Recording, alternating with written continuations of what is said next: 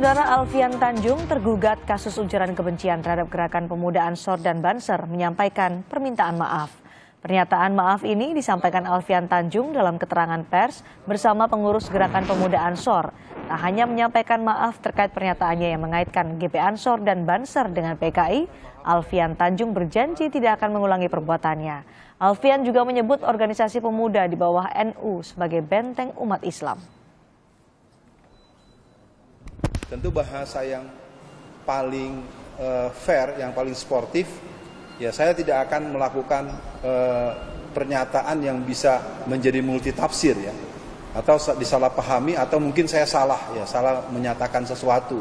Jadi sudah saya nyatakan permohonan maaf itu. Jadi ke depan tentu akan diekspresikan atau dilisankan bahwa apakah NU, Banser ataupun organisasi-organisasi underbow-nya merupakan bagian daripada benteng umat Islam.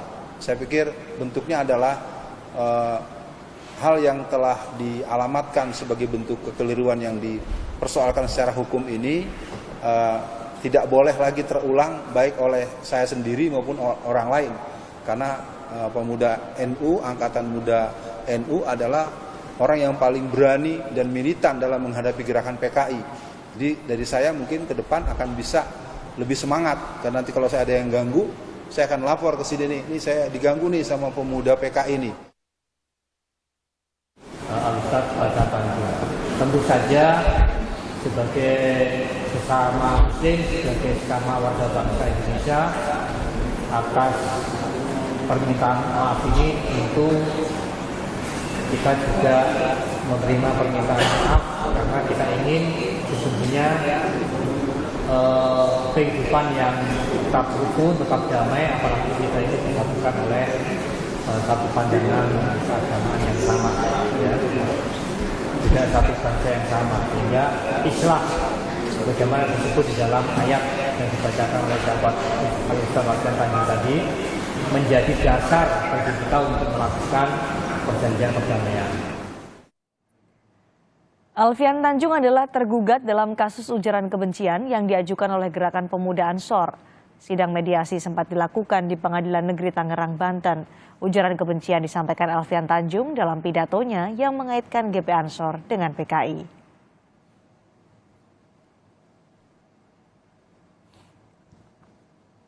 Alfian Tanjung sebelumnya telah tersangkut kasus hukum terkait dengan ujaran kebencian.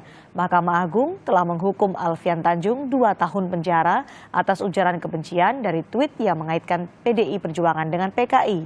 Kasus lain yang juga telah divonis bersalah oleh Mahkamah Agung adalah kasus ujaran kebencian yang disampaikan Alfian Tanjung kepada Presiden Joko Widodo dan Basuki Cahayapurnama atau Ahok.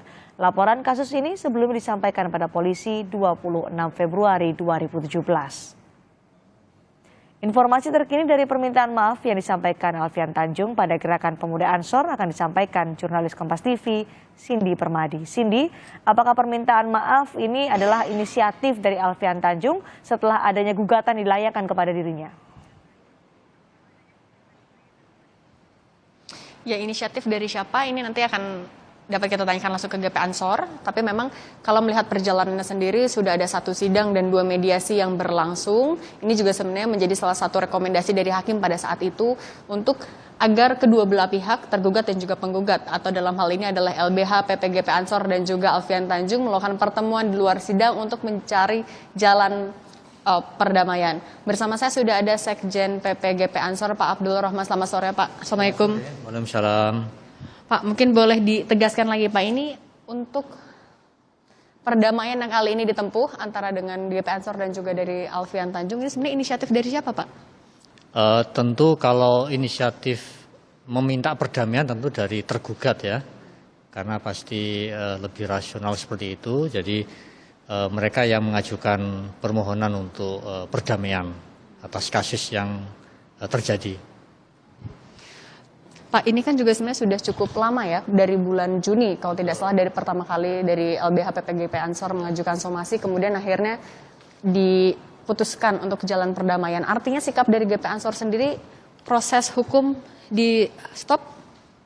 Ya, karena di dalam mediasi itu Ustadz Alfian Tanjung sudah menyatakan permintaan maaf, sudah mengakui kesalahannya, sudah secara terbuka kepada publik menyampaikan permintaan maaf itu melalui konferensi pers yang tadi sore kita saksikan bersama. Kemudian dia juga berkomitmen untuk menjaga marwah dan martabat dari Ansor, dari Banser dan Nahdlatul Ulama, juga bersedia untuk membayar kerugian material ya yang sejumlah 9.999.999, 10 juta kurang Rp1, yang itu nanti akan kita serahkan secara penuh kepada Kekas Masjid Kiai Haji Abdurrahman Wahid. Dalam salah satu poin di akta atau perjanjian perdamaian disebutkan kalau misalnya nanti Alfian Tanjung kemudian melakukan kesalahan yang sama, baru proses hukum akan atau dari GP Ansor akan mengajukan langkah hukum lagi, betul ya Pak? Ya betul. Jadi di dalam salah satu perjanjian itu kalau yang bersangkutan melakukan hal yang sama dan itu membuat keresahan, membuat kemarahan, mencemarkan nama baik Gerakan Pemuda Ansor, tentu kita akan menempuh langkah hukum berikutnya. Gitu. Rencananya masih ada satu sidang lagi ya terkait dengan gugatan ini minggu depan, boleh disampaikan agendanya apa minggu depan? Jadi sidang berikutnya adalah menyampaikan hasil dari mediasi dan perjanjian antara kedua belah pihak, dan kemudian nanti hakim akan memutuskan bahwa telah terjadi perjanjian atau kesepakatan perdamaian di antara penggugat dan tergugat, dan kasus ini akan diputuskan untuk ditutup gitu ya, karena sudah ada perjanjian di antara kedua belah pihak. Artinya bisa disimpulkan dengan dari permintaan maaf Alfian Tanjung ini kasusnya sudah dianggap selesai, betul dari GP Ansor? Ya.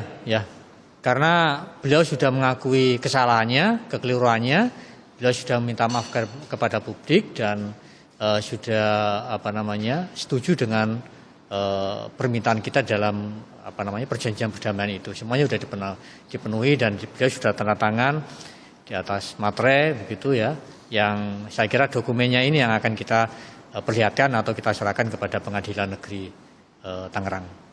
Baik, terima kasih banyak Pak Sekjen PP GP Ansor atas informasinya. Ya,